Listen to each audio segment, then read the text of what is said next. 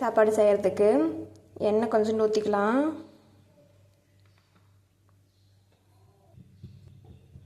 எண்ணெய் நல்லா சூடாயிடுச்சு. இப்போ வந்து கடுகு போட்டுக்கலாம்.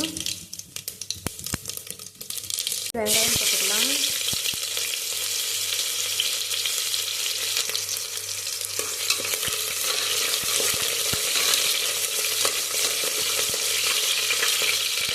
பச்சை மிளகாய் போட்டுக்கலாம். கொஞ்சமாக கருவேப்பிலை. இப்போது தக்காளி சேர்த்துக்கலாம்.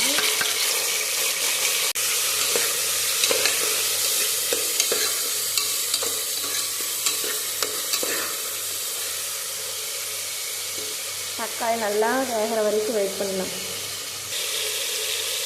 தக்காளி இந்த அளவுக்கு நல்லா மசிஞ்சதுக்கப்புறம் தேவையான உப்பு சேர்த்துக்கலாம்.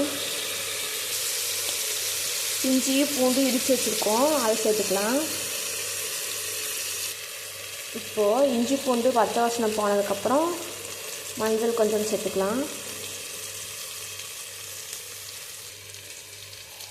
லைட்டாக மிளகாத்தூள்,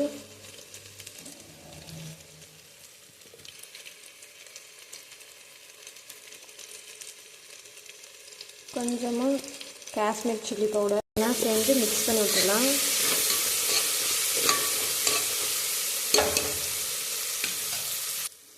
இப்போது அரிசி வந்து 2 டம்ளர் எடுத்துருக்கோம்னா 4 டம்ளர் தண்ணி ஊற்றிக்கலாம். இப்போ இது வந்து கொதிக்கணும். கொதிக்கிற வரைக்கும் வெயிட் பண்ணலாம். பாருங்கள், தண்ணி நல்லா கொதிக்குது. இந்த ஸ்டேஜில் வந்து அரிசி சேர்த்துக்கலாம்.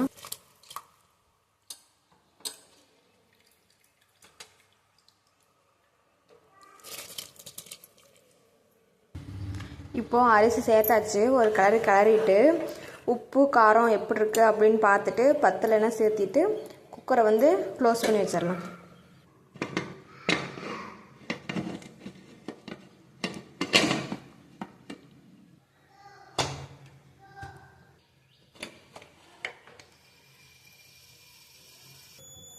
ரெண்டு விசில் வர வரைக்கும் வெயிட் பண்ணலாம்.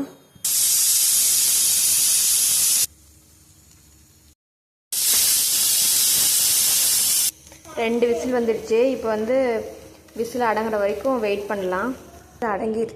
குக்கர் விசில் அடங்கிடுச்சு. இப்போ வந்து ஓப்பன் பண்ணி பார்க்கலாம் எப்படி இருக்குதுன்னு. பாருங்கள், சாப்பாடு சூப்பராக வந்திருக்கு. நல்லா பொழுன்னு ரைஸ் ஊற்றுறது பாருங்கள். டேஸ்ட்டாக இருக்கும் சாப்பாடு. இந்த மாதிரி நீங்கள் செஞ்சு பாருங்கள்.